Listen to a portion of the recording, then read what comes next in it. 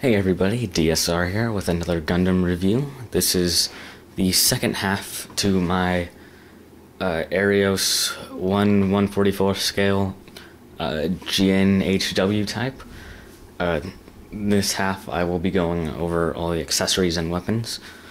This is actually my second retake of this video because the first one was too long, and I actually recorded the original one a few weeks ago, and I've done extra detailing since then. So, as you can see, I did black on the insides of the GN pincers, or whatever they're called. I'm not really sure. So there's black on both sides of this. I did a little bit of black, it just with a Gundam marker that I have. It's the thin point one, so it's not really dark in there. I'll get actual black paint at some point to do in there, or a gray. I think it's supposed to be gray in there, so we'll see. And red on the barrel of the, or I'm not really sure what it's supposed to be, but the circular part of the GN Vulcan weapon. You can see that on here. Let's see. Just right along there. So, just a little bit of extra detailing. So, and I've already kind of mentioned it. This is the GN Vulcan gun. It's pretty long. It comes out. It's about that long. So, I have kind of small hands, but it's a pretty decently long weapon. And I think it's kind of funny that they called it a Vulcan, because in my experience, a Vulcan weapon is like a single-barreled, rapid-firing gun, and this looks more like it would be like a flat-barreled kind of sniper or something. Maybe not a sniper, like a carbine, maybe. It doesn't strike me as like a machine gun.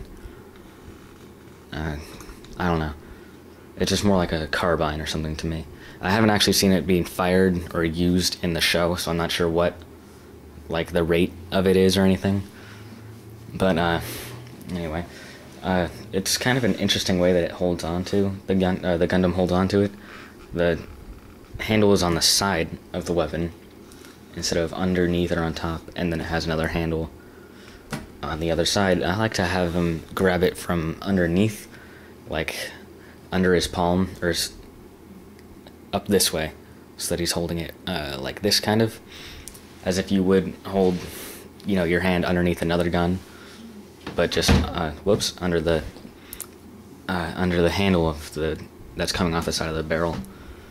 And then back here, attached to the cockpit of the transformed mode, is the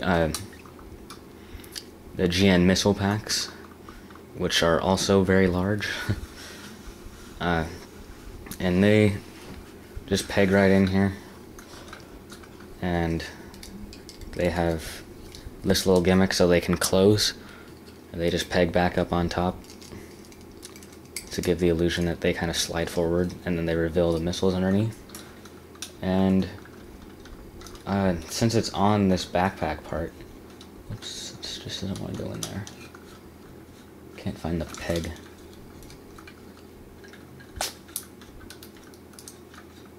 There we go. Kind of difficult to get in there when you can't see it.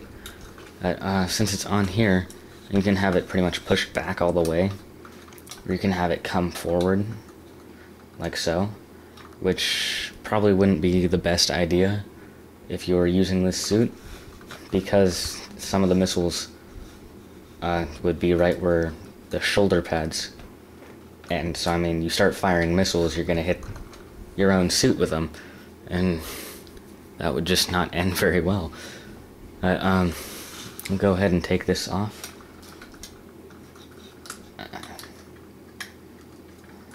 You have to remove the back of the hand to get it around the handle right here. I mean, that's not really too big of a downfall, but you know, it can be annoying sometimes. The other weapon, the regular dual rifle with the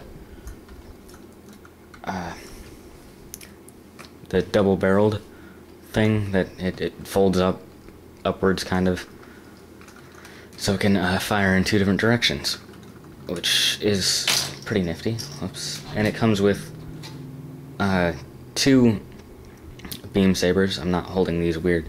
Just they're 2 lengths, which a lot of Gundams now come with 2 lengths. One's probably 2 or 3 centimeters shorter than the other one.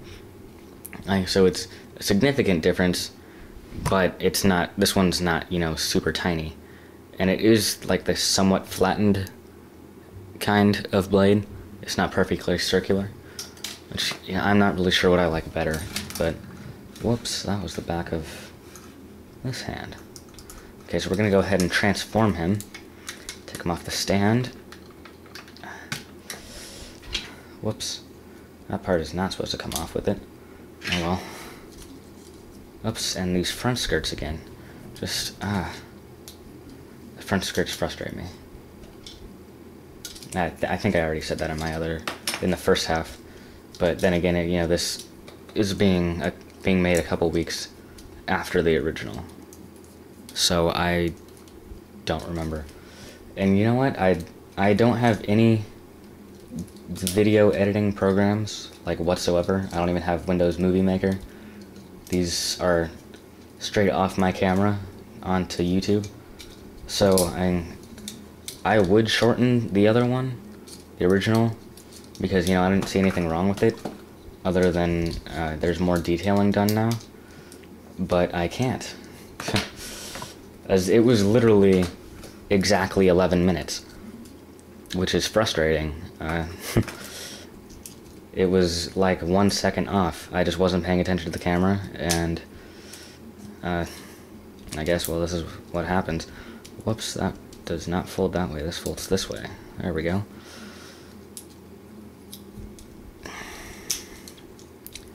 And I think I transformed it in the other video too, and then I left it transformed, and just started off with it already transformed.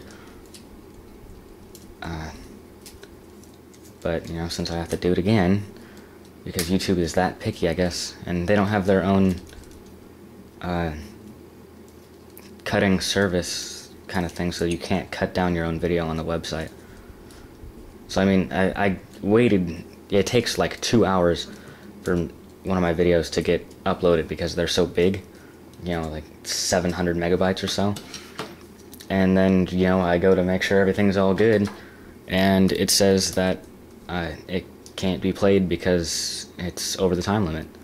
So I was pretty frustrated about that. But anyway, moving on. So we have them totally transformed.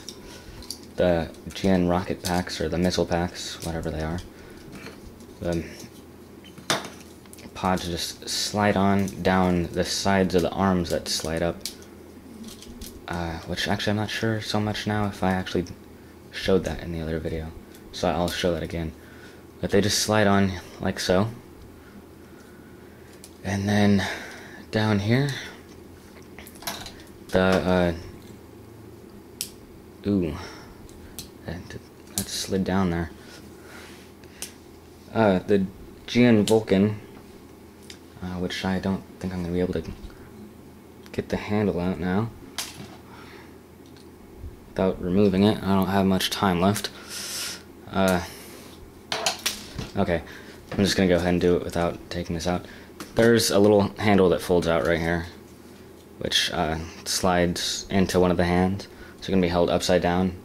I can't do that because it's pushed in too far right now. I'm going to have to take it apart to get it out, and I don't have time to do that on camera. So, whoops. This guy flips around on the handle. It'll just slide into the hand. It's not a very good grip upside down like this, especially with the missile packs on there. But, yeah, I don't really like the way it has its weapons on here. But I guess, it's got to hold him somewhere when it's transformed.